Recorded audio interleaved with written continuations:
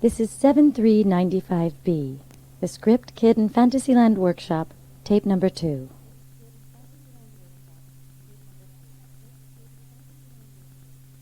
Yeah, Carol, let me get Carol. Going back to, you were right, but it will never happen again. Uh-huh. And supposing you do slip, You go.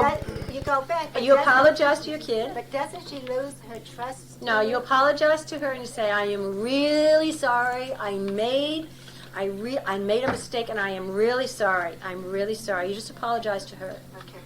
and that's how you get back on track. So you go, Laura. I was just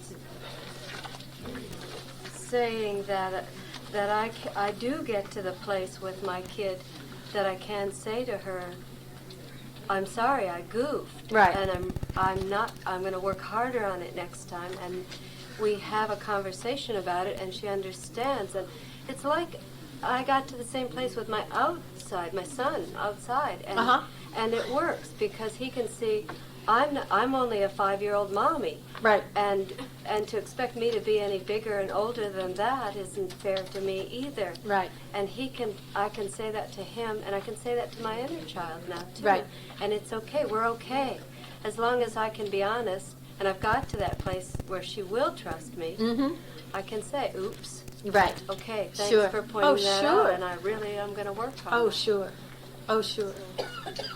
Sure. Sure.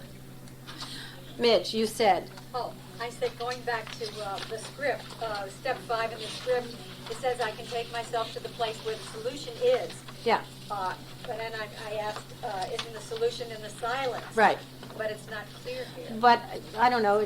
Barbara said, recognizing if I am the cause, I, capital I, am the solution. So that's what I mean. I didn't write it down silence, probably because she didn't say it at that moment. These are literally word for word, practically, right off at the tape. But you're right. It is. I can take myself to the place where the solution is, and the solution is drop all concern. And that doesn't mean also that you just go back to the place where the solution is. It'll give you, when you go back to the right, and this isn't on this section either, but we just heard this the other day, or I heard it, that when you go back to the place where the solution is, you will be led to the right human footsteps. It isn't just go back and be absolute. Usually you are given what to do. Yes. I'm real new at all of this. Uh-huh. And I absolutely know that there's not enough adult in gear here to be doing kid work, but my kid came out last Tuesday. Then you start to work with her right away. That's what I was told. That's it. I'm having such a problem because I want her to stop doing what she's doing. I was on this healthy eating thing Yes. for like 11 weeks, Uh-huh. like really great. And all of a sudden I started binging.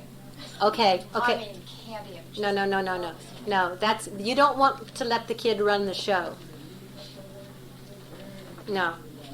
It's like when Barbara said, we started working on kid work. I mean, we all went out and bought dolls and candy and ice cream, and she said, "Stop! That isn't what this means. What your kid wants is love, your love." So It was after several days of doing that my person that I'm working with said, "Your kid is screaming for attention." Because the eating had already... That's probably true. So then you have to give her more love and more time, but don't let her run the show. Don't. You have to grow her up. Are you doing special time with her and everything? Yeah, Good. Okay. Yes. In reference to that, there are days when I actually will indulge my child. Purposely. Well, I mean, consciously, I will say, you get to have whatever you want to eat today, even though you're not supposed to eat whatever that is.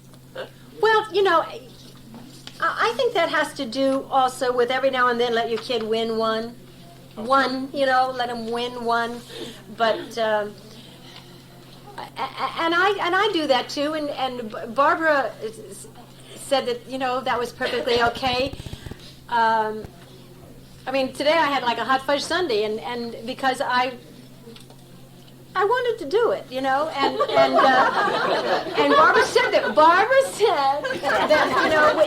If we know what we're doing and we do it, and that but it's no big deal. I had Did you tell your kid it was for her? No, actually, didn't I tell you I was having with you? I said I'm doing this for Barbara because Barbara and I always used to go down and get the hot fudge the Sunday. No, it was definitely for my kid. What? I was talking to Erica about kid once, and she pointed out that part of doing kid work is my mothering her, and that means rest, nutrition, and exercise. Absolutely.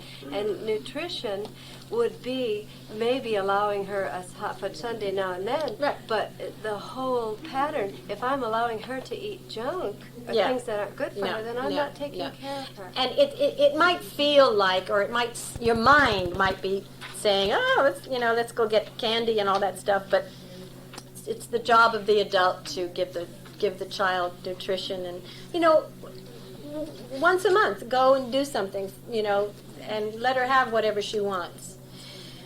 But other than that, don't. Steve. Well, the difference is that your kid is integrated, Yeah. and therefore you have choices. Yeah. So you can choose to do that, and you're consciously aware of that. Right, I know what I'm The doing. trouble is, when Right. the kid is out of control, you have no choice. It's out of control. Right. And that's when you get into trouble. Right. But once it's integrated, there's no problem. Right. So, but in the beginning, you must have the adult in gear and give the child the love that it wants. Your time and your attention. Are you by? Here I go again. Are you by any chance doing the artist way? I just got the book. It's a fabulous. It's changed my life, too. Along everything changes my life. But Excuse me, who's the author? Julia Cameron. Do you know the publisher? That's right, I have one. Oh, here she's got one right here. It's a wonderful book for, as you will find, that you of what you really like to do, and and this book shows you. It kind of. I'm always looking for courage. Gives you the courage to just say, "I'm going to do this." Like this morning, I was yesterday before I went to rehearsal. I wasn't here yesterday in class, but I was writing my morning pages, and I was just full of gratitude for so many things in my life, and I started listing all the things that I love, and I wrote down, I love hiking, and I thought, geez, I'm having a meeting with Laura tomorrow for lunch, and I know she likes to hike and do all that physical stuff. Why don't I? And this all came out of my morning pages. Why don't I make a picnic for us, and we'll go hike at the Fryman Estates instead of going to Jerry's Deli or something, and that way we'll have like fun but it encourages you to do all these great things, that whatever it is that you like to do. I have my own thing, and it just happened to be one of hers too, so it worked out fine. But it's such a great book for creating. It's called The Artist's Way, Creating Spiritually, doesn't it say? And so, it's all, Joel Goldsmith has a couple of, anyway, it's a great book, particularly if you don't have the luxury of the Bradshaw. Did you have a question? Well, I did a while ago. Did it get answered? Yes, it was covered. It did? Did you? I have one. Yeah. With regards to running a group, Yeah. and you started with script. Yes. Okay, I know this has come up before, but I'm still unclear about it. When kid comes up, did you handle it when it came up, or did you handle it later? Say if a certain person in the group has the kid event coming up while they're at the group. Well, that's never happened that they've said my kid's in gear, or I saw that their kid was. Sometimes I see script in gear, and it's great because then you can really zero in, Right. And even if you don't do it right there, you can talk to them about it the next day. But if somebody had kid come up in class right away, Barbara says, I should write a book, Barbara says. Barbara says, you deal with it right away. And like, you had your kid come up and you've only just started on script. Then as soon as kid comes up, you start to work on it. And when I started my script class, I would keep a page on everybody and see what step they were on. And Do you go, when you're in the group, and you go around to each person, or if that happens, or to whomever you go around to it in that period of time, do you go over script and kid each time? yes, I did. Yes, I did.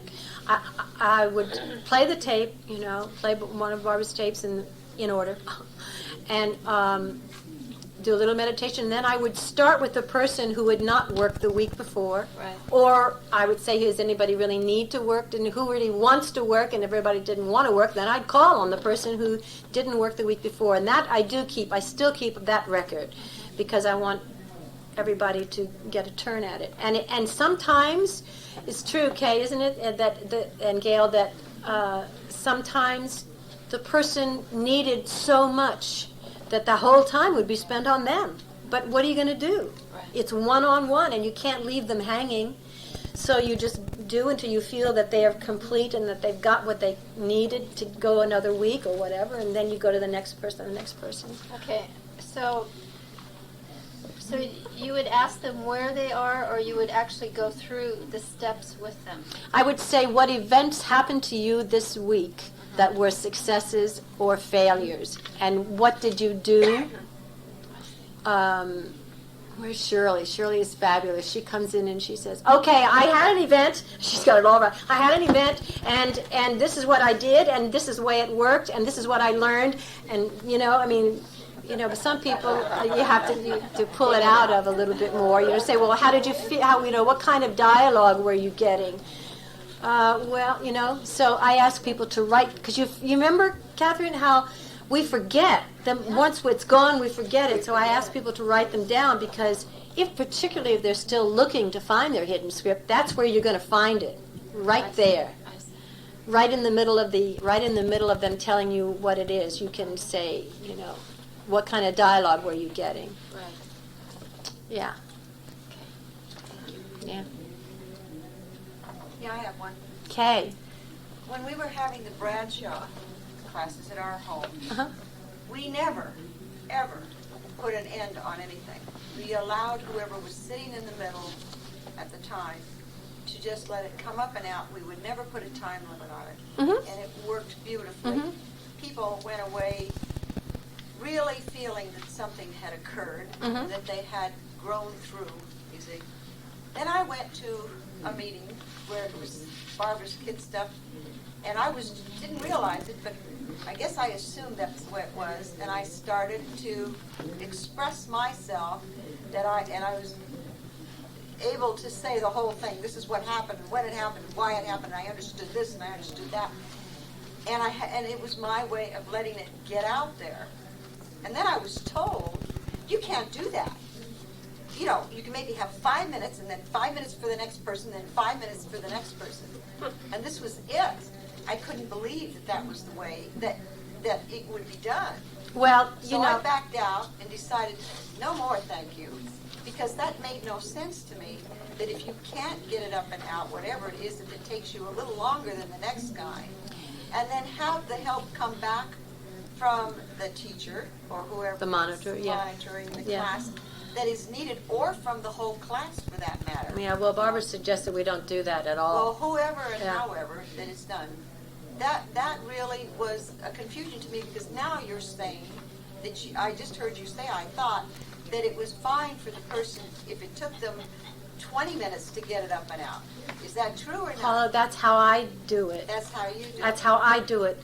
So you don't just mark them off and say, where are you, and then just no, do this and walk off. No. Well, I really appreciate hearing that. No, not at all. That's just the way I was given it to do. Yeah. I was given this from within. Yeah. Barbara called me up and she said, you're going to do this thing. And I said, nah. And I just went in and I said, how do you want me to do it? And this is what I was given. So I was given, for me, I can only work one-on-one, and as long as I they... didn't realize it, though. Yeah, That's why so whatever that other monitor had, that was their way of running the program. And as Barbara said, I ask for spiritual integrity, and I don't tell you how to run your groups. Right. I just put this together for people who are going, what, give me a... Well, I feel it should be that way. Well, As it seems to work. I'm sure that individual is trying desperately to get up and out and learn like anybody else in the class. And if it takes 5 minutes for one and 20 for another, what's the difference? Oh, sure. So, okay, Sure. thank you. Sure.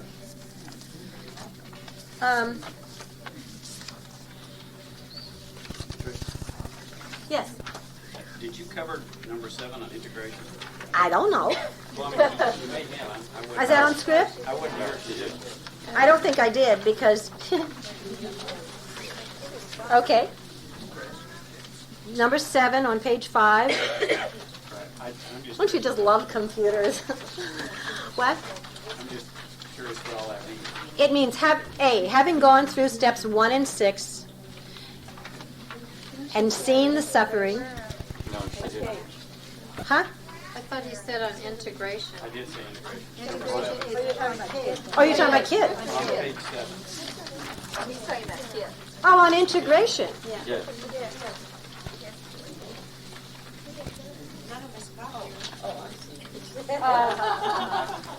I just thought maybe I was asleep. No.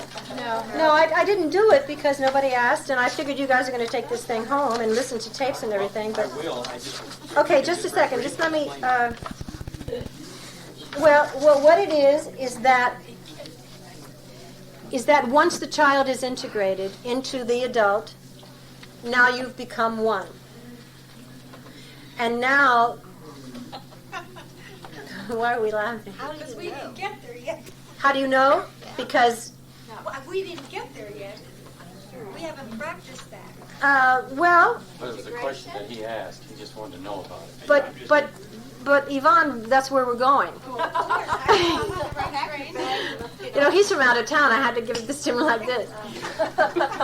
Once we're integrated, how do we know, did someone say? How do we know when we're integrated? You just know. You just, one day, you just know. It's an experience. Huh. I wish I could write it and say this is how you know, but like the kid isn't running the show. The kid knows that it's loved. It trusts you. It does come and abide. I know that my kid is abiding in me, and I know that it knows that I will never leave it nor forsake it. Number 7. Well, I'm just wanting to know What those mean, wonder, talent, and charm. You wonder what those words mean? That means that all of those words, wonder, talent, and charm, and sweetness, and joy, and enthusiasm, those are the childlike part of us that we want, that if they have not been expressed before and developed before, they do get developed once we have integrated. Okay, and then the last Just a minute. part, it is childishness. Just a minute.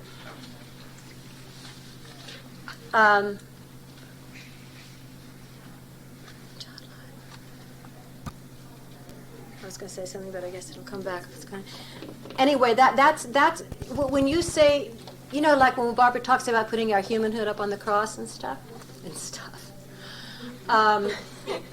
You want to reassure the child that it's not the child that's going to die. It's not. It's just going to be grown up and integrated, and so that all that wonderful part of you will now be free to be. You will be real. You will be who you really are. And that it's the childishness that is the one who says, "I want candy and cookies," and that's the childishness. That's the one that gets us all, huh? The tantrum. The tantrums. That's the one that gets us into all of the trouble. Do you get it? Trish, so when you're if the kid's integrated, does that by definition mean you no longer have script events? You're not radiating script anymore? Because now the kid is integrated and there's no person to radiate script. Does that follow? Yeah. Good question. Barbara had no script left. And I think those of us who have been around and have, been under her thumb for so many years are pretty much script free. And if we do get into a script event, we know how to handle it so quickly that the child is, the child knows we know what we're doing. I even, the play that I just finished? Yes. There was a part in it because that was so childlike. I just finished this play. It was so childlike. It was so perfect to let my kid, I said, this part is all yours. Just this little section of the play. I said, you this is yours. And I just loved that part of the show because it was, it was just such fun. And, I don't know, you just become one. You just become one. I want to go over the words of caution. What? Page 8.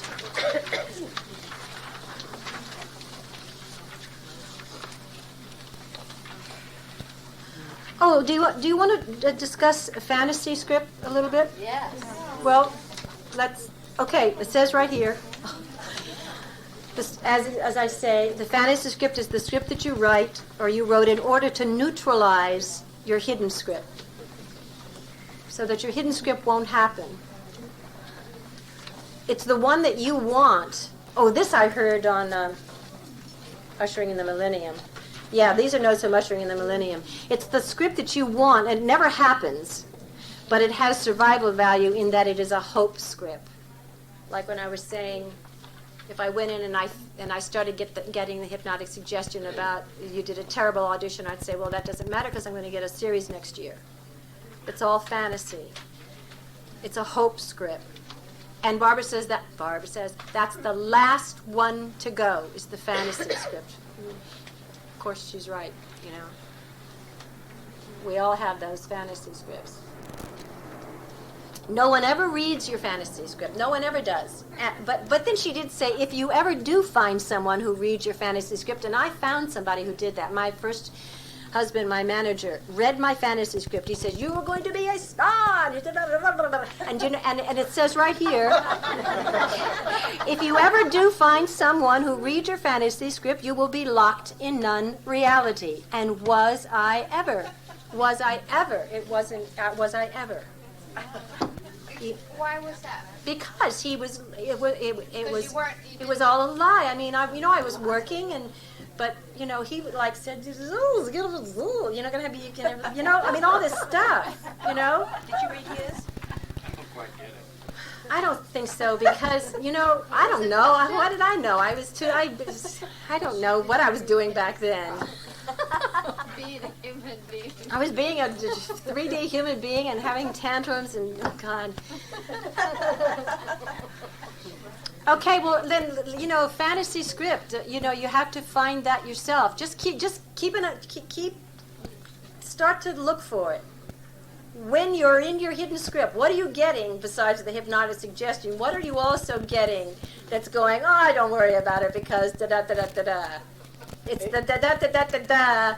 That's the fantasy. What? I just want to say about fantasy, too, is it's so deadly because it can keep you placated so that you never really do anything about dreams. Yes, this is a young lady who lived in fantasy for years. Live in fantasy forever. Right, because it's really easy to escape into. Yeah. And, it's deadly because it doesn't seem like, it seems close to dreams, which we're supposed to have, that's where we go. Yeah. But it's not because you're not building or working or doing daily without judging that you're supposed to be anywhere else. And it also feeds into the parent beating up on the kid because you go to the fantasy and then you have to come home to the kid and go, see what you're not doing with your life, kid? It's terrible. It's a horrible thing, fantasy. It's terrible. Yeah.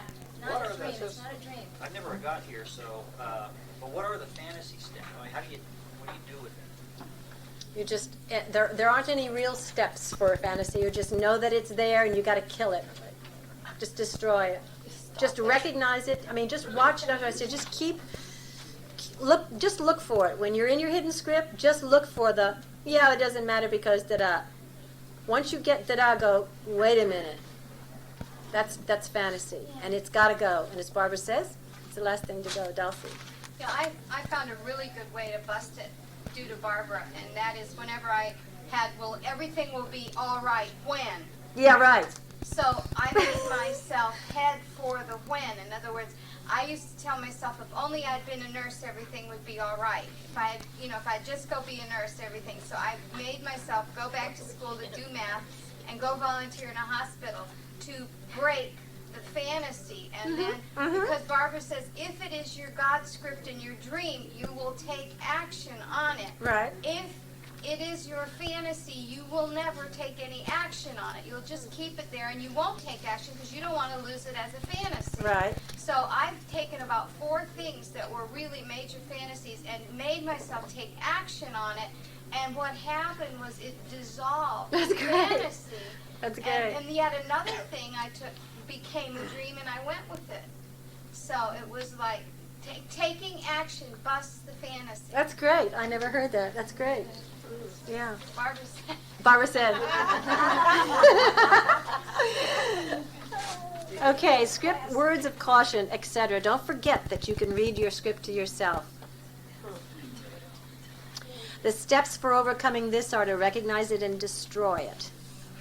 If you accept the hypnotism and you find you are in emotion about it, then you have to use the 7 steps of script.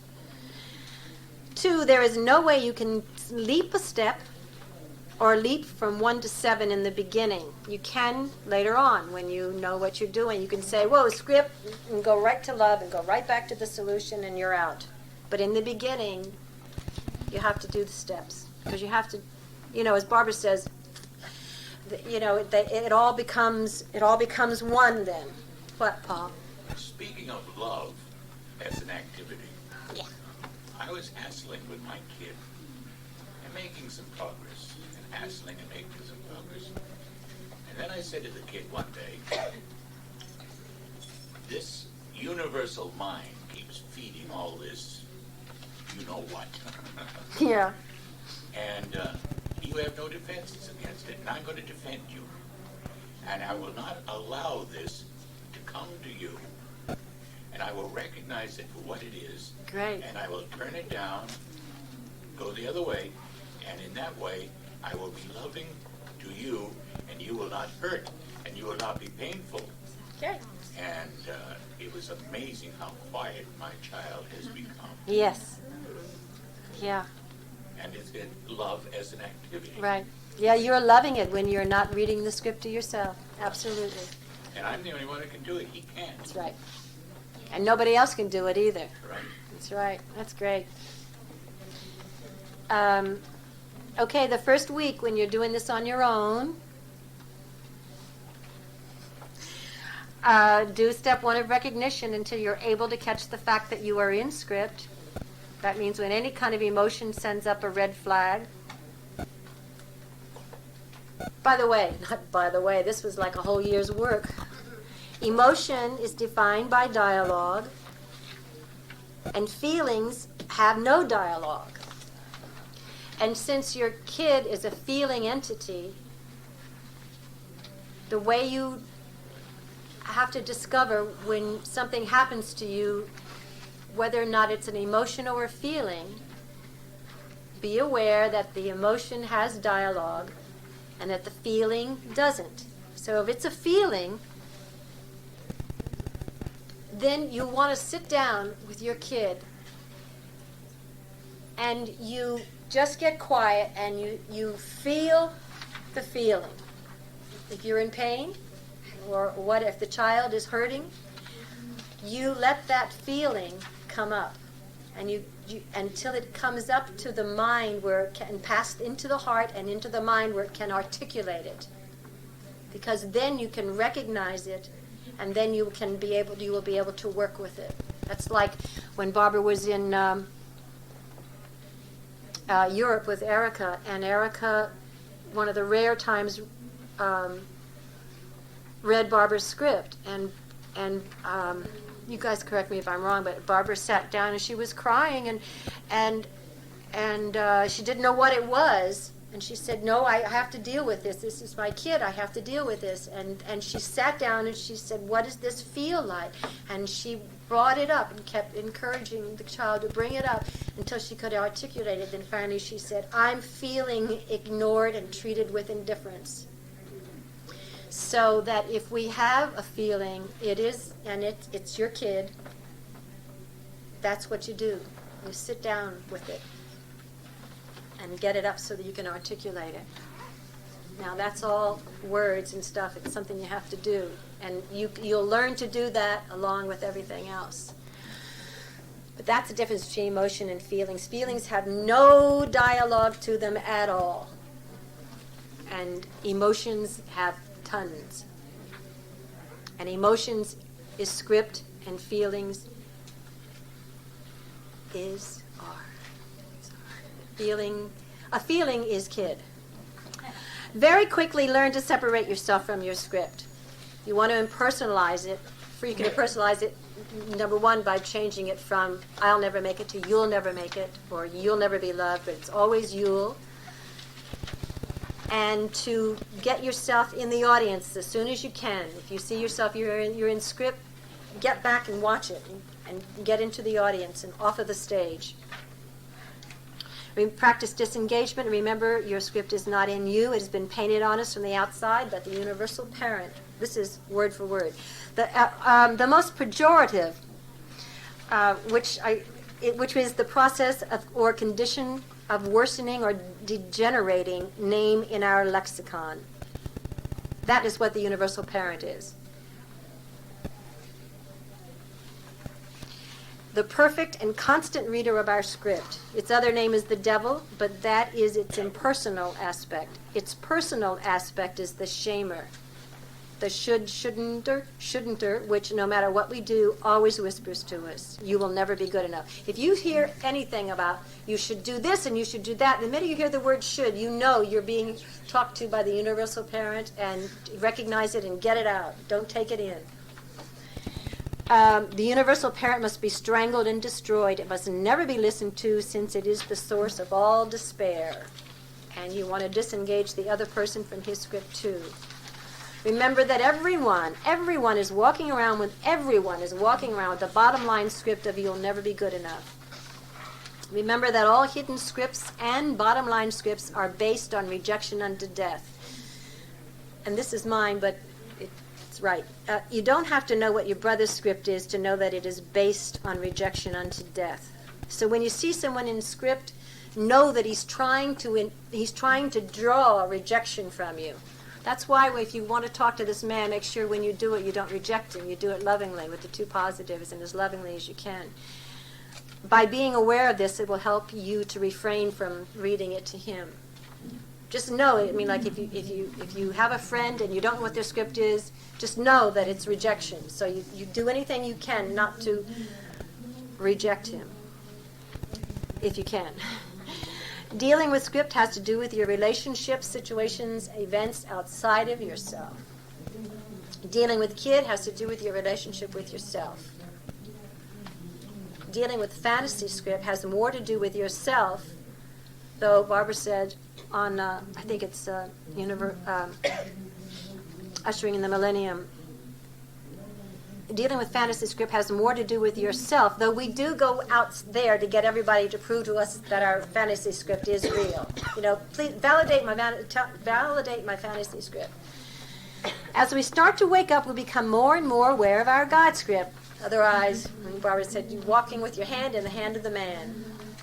And if you're walking with your hand in the hand of the man, you can pretty well know that you're on the right track. Thy grace is my sufficiency. This is again from Ushering in the Millennium. Means your God script. By the grace of God, he has reeled us in this lifetime to the point where he can say to us and has said to us, you have not chosen me, I have chosen you. It's from the New Testament. That's what it means to be the chosen, that God has decided to operate his script in you. And also, as we heard today on the tape, and that will always lead you to service, no matter where you are. You know, even if you are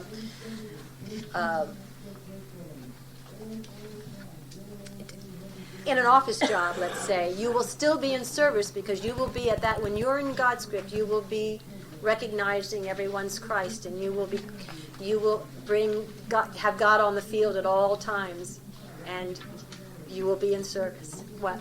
By working these steps, is that how we strangle the parent? By working, you mean by the script steps? Yeah. We strangle the parent, the universal parent. Yes, that's what that is. But this is the universal parent. Mm-hmm. Yes, I want to know how to strangle that. That's a very good question. You do whatever you have to do. If it's coming at you and it's coming at you strong, I have talked like a sailor to this thing. I mean, whatever I have had to do, I'll say, get out of my life. I know who you are. I mean, I'd be in my house screaming in the beginning, in my car screaming. I get out. I mean, whatever you have to do, but you've got to be vicious. You've got to be strong, because it is. It's constant. That's how you strangle it. And also, the flashcard that Barbara gave us years ago, nothing but the Christ can enter my mind. Because that's not the Christ. And if you're going to say, and I will say, nothing but the Christ can enter my mind, nothing but the Christ can enter my mind, nothing but the Christ can enter my, just really strong. That's how you strangle it. Thank you. You're welcome. Is that it? Yeah. Just thinking about it. So, it's as long as you have a kid, you will never be rid of script. But once you grow the kid up, by definition, your script disappears. Your script is what? Disappears. As long as you have, say that again. As long as you have kid, you are going to have script. But once you grow your kid up, will your script disappear? Very good. What's your It's sort of like what? No. Yeah, I said. But the point was that I did make the connection, but I didn't. But the realization was you can't get rid of script until you grow up kid. But if you grow up kid, your script will disappear. But I just want to say that it's the adult that has to take care of the kid, and it's the adult of you that has to do the script work. And you integrate kid. Yeah. Not grow it up. You do it kind of grow it up by putting it through, letting it express itself through all of the stages that it has to go through. You let it express itself till it is clean, basically, of everything that's gone on back there. Okay, I see what. You know what I'm saying? I mean, you can call it grow it up. I can call it clean it out. You can call it building trust and. Don't you grow it up because it starts out as a little baby and then you get to be a 2-year-old, a 4-year-old, or whatever? Yeah. But some people started, I don't know if I've exactly, you're asking which comes, are you asking which comes first, chicken or the... No, it was just a realization that, as long as you don't have, as long as you're not dealing with kid, you're never going to get rid of script. Oh, you must deal with your kid, yeah. Because the kid wrote the script. But on the other hand, say you never even knew about script, but you're aware of kid. If you're constantly working on the kid and you get it to the point where it's integrated, well, does that by definition mean that you may not have to work on script? No, because Steve, we did this. We worked on Bradshaw, and we still had to do script work after that. We did Bradshaw for 2 or 3 years, and then we did script, kid, and fantasy. So it's because. I mean, you can recognize you have a kid, and you can, and I think we did some fabulous work with Bradshaw. But it wasn't until we got the script work that came in where the adult took over that we really knew who was handling the kid. I think when we were doing Bradshaw, we were just going, okay, it's there and it's coming up. But now we had these real specific tools. It's the adult of us, the God consciousness that the kid wants. And we didn't have that when we were doing Bradshaw. So you need more than Bradshaw. And, But it is possible to get rid of script. It's definitely possible That's to... what you're trying to ask. Yeah, you can live without its script and kids tantrums and things like that. What'd you say? It seems like he was asking. Well, if you do one, will it solve the script problem after all. Oh. And you know, the thing is that integration in I, if you're living in I, you don't have the script happening, and so that's what it's doing. It's getting you reeling out of 3D into 4D, really. So yeah, script goes away, and kid stays as beautiful, but not tantrum-like. Right. Stays childlike, and yeah. How about your bottom line script? The bottom line script, you'll never be good enough. Well, you have to do the same steps with that as you do with your own little hidden script. And do you think it goes away? Does it go away? Barbara says that it's a constant temptation, but it is not a power. That's your own, these bottom line script and this hidden script, that's our own personal devil. And as long as the universe, the universal parent, has all of this hypnotic stuff going on, we will be tempted. But we will also have built the muscle to deal with it. So does it stop? We stop manifesting it. We stop accepting it and manifesting it. But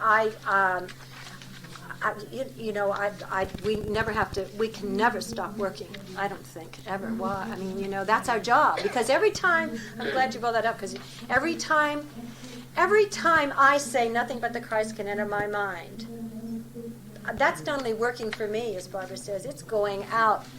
It's just going out. So every time you're doing your own work, you're also working for the world. Yeah. I'm still having a real difficult time with this.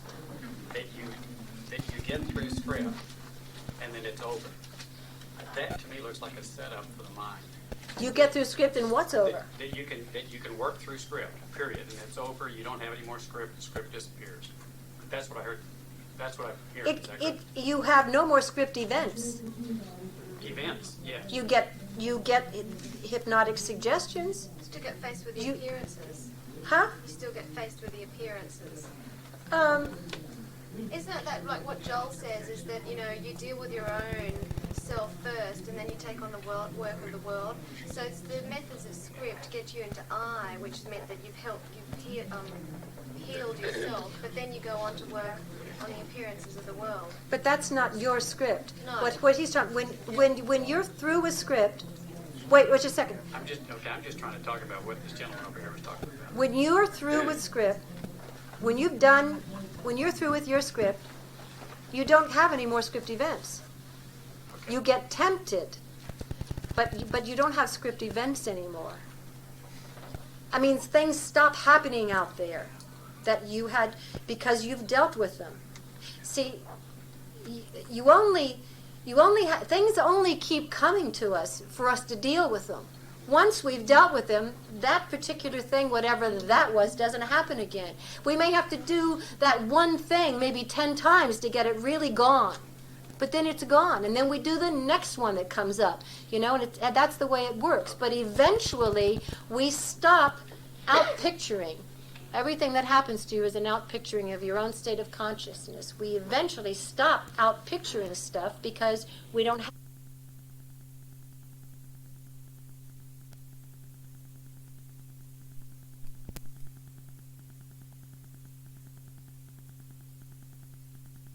Where I'm standing and where I stand. Yes.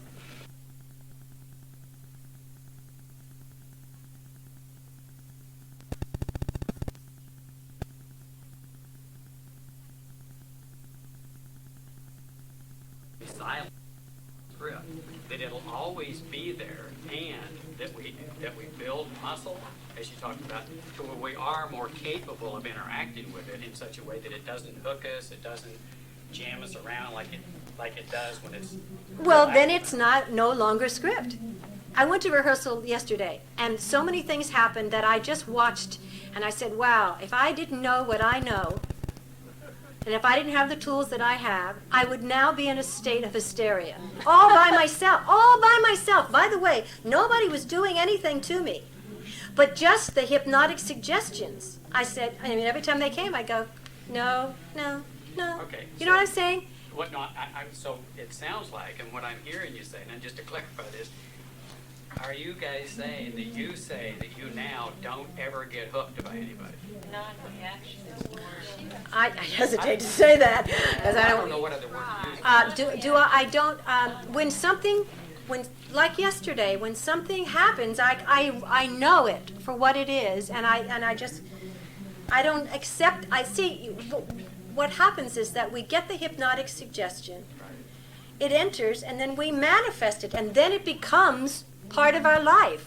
Then it becomes part of our life. If it's looking for a place to go, and I go, not here, I don't let it in. So I'm safe. Okay. You know, So is that yes? yes, what? Question was. Does it work? Yes. Yes. When you're scriptless. Is it that you don't get hooked by it? Yes, you don't get hooked. You don't get even hooked. get a little twinge. No, oh God, I haven't had a little twinge in a long time. I mean, I've been, we've been doing this a long time, and I have worked really hard. And I get twinges, so. I'm sure you do. You're only just,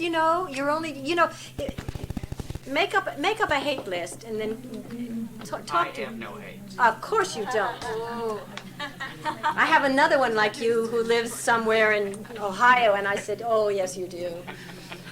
Anyway, think about That it. was a joke. I know. Patricia. Yeah. Trish, just when you're scriptless, by definition, means that you have no emotion. You're in Right. a state of non-reaction. Right. So that's what it means to be scriptless. You're non-reacting.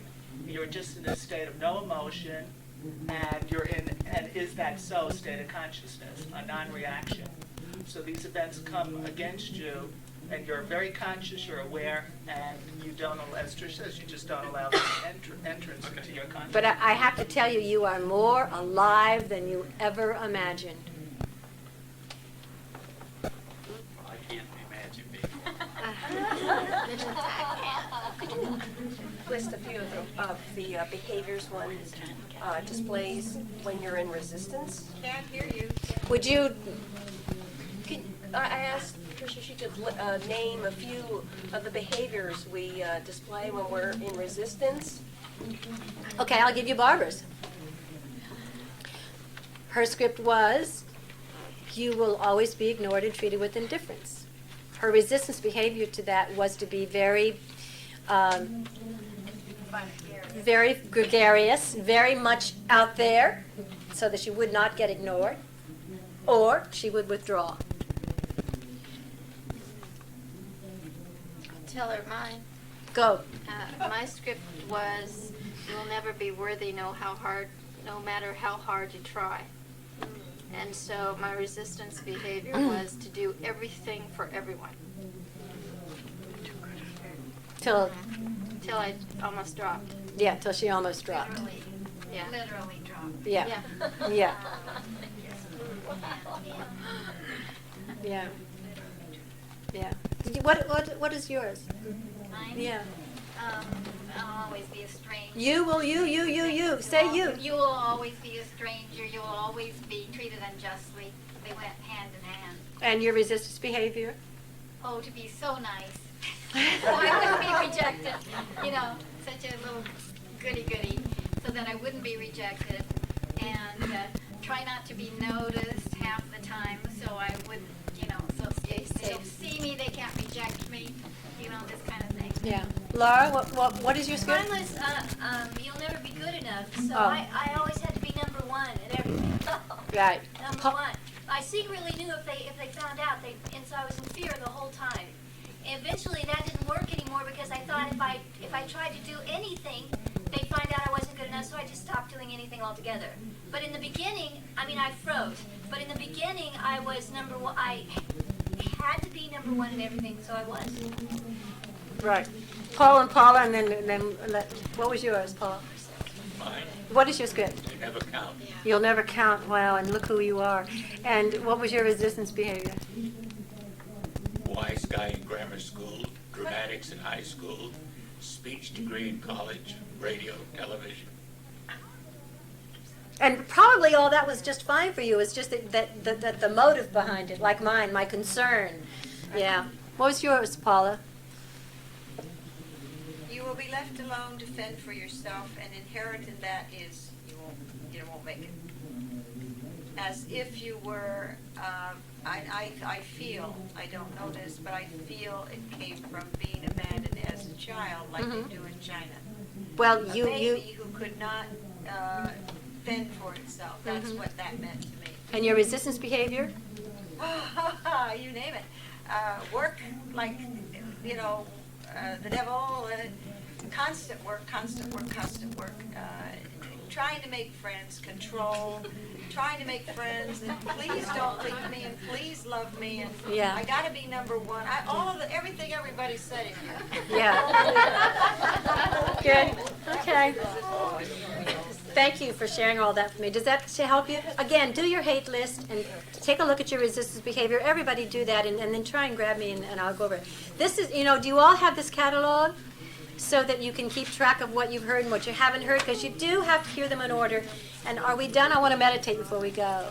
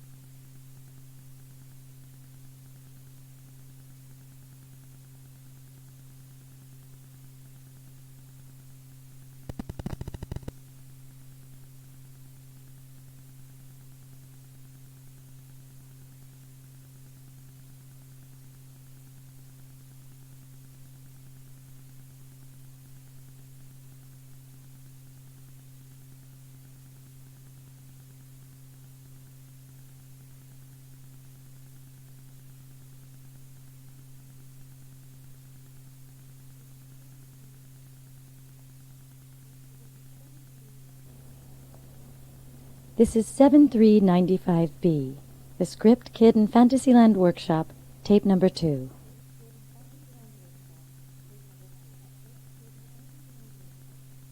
Yeah, Carol, let me get Carol. Going back to, you were right, but it will never happen again. Uh-huh. And supposing you do slip, You go, you go back. but you doesn't- apologize to your kid. But doesn't she lose her trust? No, you apologize to her and you say, I am really sorry. I made a mistake and I am really sorry. I'm really sorry. You just apologize to her. Okay. And that's how you get back on track. So you go, Laura. I was just saying that I do get to the place with my kid that I can say to her, I'm sorry, I goofed. Right. And I'm going to work harder on it next time. And we have a conversation about it, and she understands. And it's like I got to the same place with my son outside. And, and it works because he can see I'm only a 5-year-old mommy. Right. And to expect me to be any bigger and older than that isn't fair to me either. Right. And I can say that to him, and I can say that to my inner child now too. Right. And it's okay. We're okay, as long as I can be honest. And I've got to that place where she will trust me. Mm-hmm. I can say, "Oops." Right. Okay. Thanks Sure. for pointing that sure. out. And I really am going to work on Oh, it. sure. Oh, sure. Sure. Sure. Midge, you said. Oh, I said going back to the script, step 5 in the script, it says I can take myself to the place where the solution is. Yeah. But then I asked, isn't the solution in the silence? Right. But it's not clear here. But I don't know. Barbara said, recognizing if I am the cause, I, capital I, am the solution. So that's what I mean. I didn't write it down silence, probably because she didn't say it at that moment. These are literally word for word, practically, right off of the tape. But you're right. It is. I can take myself to the place where the solution is, and the solution is drop all concern. And that doesn't mean also that you just go back to the place where the solution is. It'll give you, when you go back to the right, and this isn't on this section either, but we just heard this the other day, or I heard it, that when you go back to the place where the solution is, you will be led to the right human footsteps. It isn't just go back and be absolute. Usually you are given what to do. Yes. I'm real new at all of this. Uh-huh. And I absolutely know that there's not enough adult in gear here to be doing kid work, but my kid came up last Tuesday.